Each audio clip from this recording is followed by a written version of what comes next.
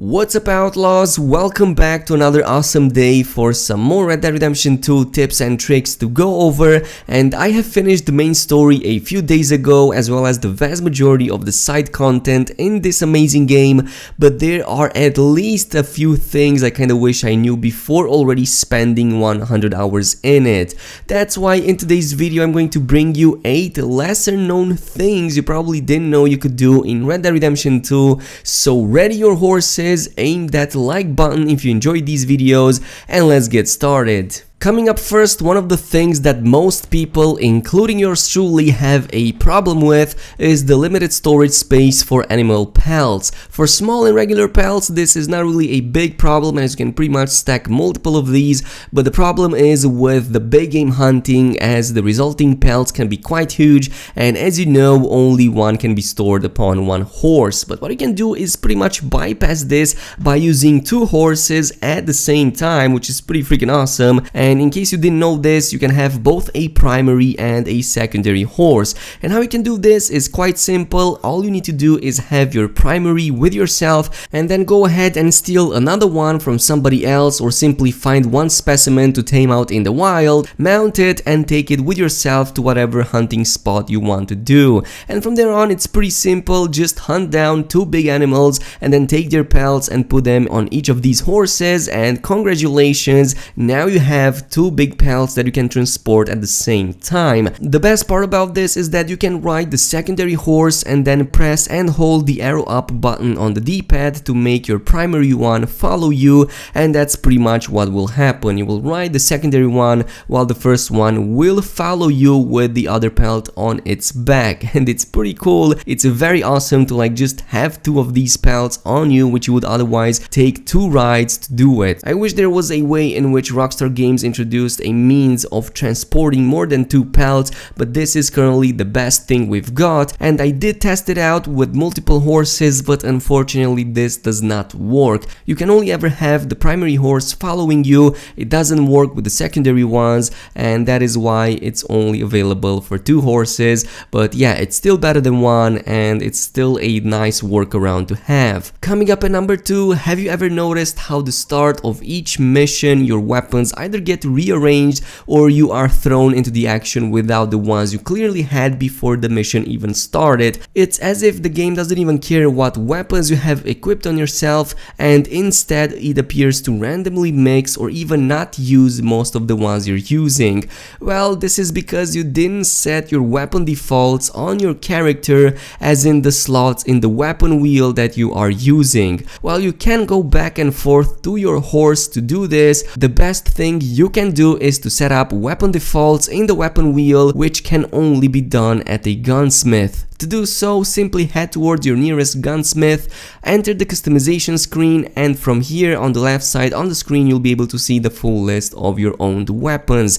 Among the customization options, you can also set the default slot for each individual weapon, so you have revolvers and pistols, sawed-off shotgun as well for the sidearm and off-sidearm slot, and then we have the shotguns, repeaters, and rifles for the back and the shoulder slots. To set them as default, simply press triangle or the square button depending on the slot you want to put them on, as well as the type of weapon, and it's pretty easy. You have the button prompts on your screen that pretty much guide you however you want, and it's quite a useful function to have. It's not really that up in your face, and maybe that's the reason why so many people, including myself, completely skipped this one and missed it out, but once you do so, it's so freaking useful. So all you need to do is simply go to a gunsmith, set out your primary and secondary default weapons, and from now on, every time you start a new mission, you will do so with whatever loadout you have set. Moving on, we all know that Arthur can grow a truly majestic hair and beard, as well as getting quite fat or slim depending on what he does and eats. In terms of growing hair, while there are various quest chains at the end of which you will end up with a very long beard as well as hair as a result of time passing by, what if instead you wanted to speed up the process also while in free roam? You can actually do this with a special hair cream that can be purchased from most general stores in the tonic section for about $3. You can buy 3 of them at the same time, and they even stack with one another, and you can consume them to make your hair grow faster. Actually, it's much faster if you consume 3 of these tonics at the same time before going to sleep each day. This will make it so that Arthur's hair will grow at a much faster rate, and after sleeping for one whole day you will be able to grow a thick beard quite fast. It won't be a 10 out of 10 on the meter yet, it will still take some time for that to happen, but it can grow pretty easily to like 6 or 7 if you like go from completely shaven to full beard. Of course, it does take more than an in-game month to like fully grow a 10 out of 10 beard, and you will need to consume a lot of these tonics, but in terms of the head hair, that is going to be much easier and you will reach like 10 out of 10 on the scale pretty fast. It's just that the last 2 levels, from what I was able to test, are the longest to grow. Now, if you want to get very fat in the game instead, which Arthur can do quite well, you might have realized that's quite hard to pull off, especially if you're playing the game normally. I mean, you're always on the run, always not eating, always fighting, and this pretty much makes you become quite underweight. I mean, I have finished this game underweight because I couldn't get my fat levels up. Well, what you can do here in order to become normal weight again, or even fat, is to eat a lot of food, specifically the bad type of food that can get you fat normally in real life. So I'm talking about candy bars, chocolate, and all sorts of very cheap food that can get you fat really fast. You can buy these at the general stores, and just like in the case of horse treats, these ones will also have poor nutritional value but will definitely sweeten your day. Also, don't forget to combine this with absolutely no exercise at all, and what you want to do is instead use your 4-legged companion horse to do all the movement instead. So yeah, that's what you basically need to do.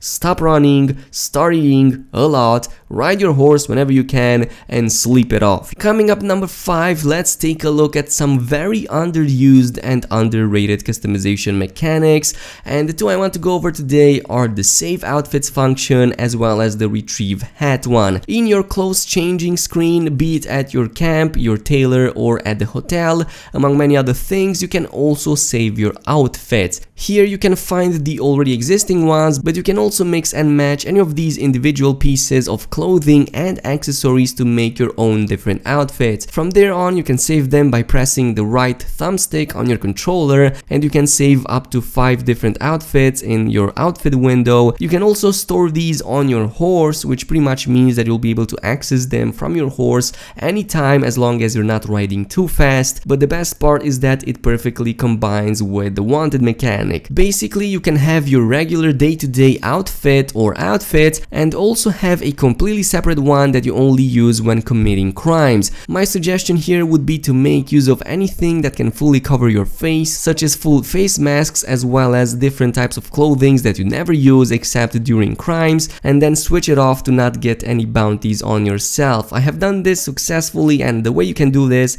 is basically set your horse in a secluded area outside of the town, equip your bandit designated outfit, go into town, commit whatever crime you want, and then head back to the horse without anybody seeing you changing outfits, and when you do so, you'll be able to change to your regular day outfit and completely avoid any bounties on yourself, and it's very useful. But yeah, do keep in mind that if you're riding the same horse in town, people will know it was you. Also use completely different outfits so people again don't identify you, because if they do, they will know it's you and the bounty will be set on your head. Coming up at number 6, a small follow-up to my hunting guide that I posted a few days back, and there's something that I kind of forgot saying. It just skipped my mind back then, but I'm going to mention it now. Basically, whenever you acquire a legendary pelt, it doesn't matter if you really lose it or if you die before selling it to a trapper. While you will lose it physically, it won't appear on your horse anymore. You will also not be able to sell it at the trapper anymore and get the money off of it. But in terms of unlocking special clothing items,